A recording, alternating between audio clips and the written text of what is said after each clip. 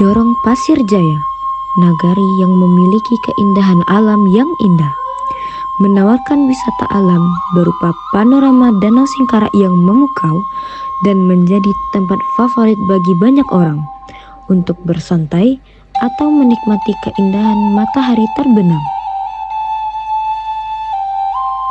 Nagari Pasir Jaya memiliki keunikan tersendiri, yaitu ikan bilih yang hanya terdapat di Danau Singkarak.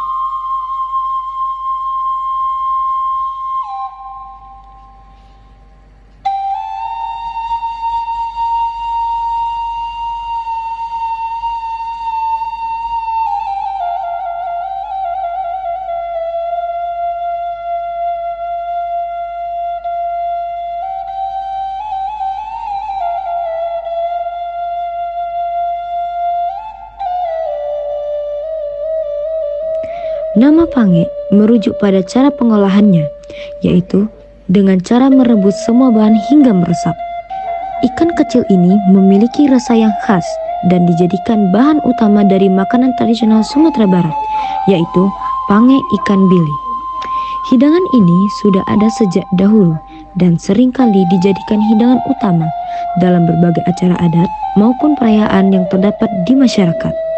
Seiring berjalannya waktu, olahan ini pun dijadikan sebagai makan sehari-hari dan dijadikan sebagai buah tangan khas Pasir Jaya.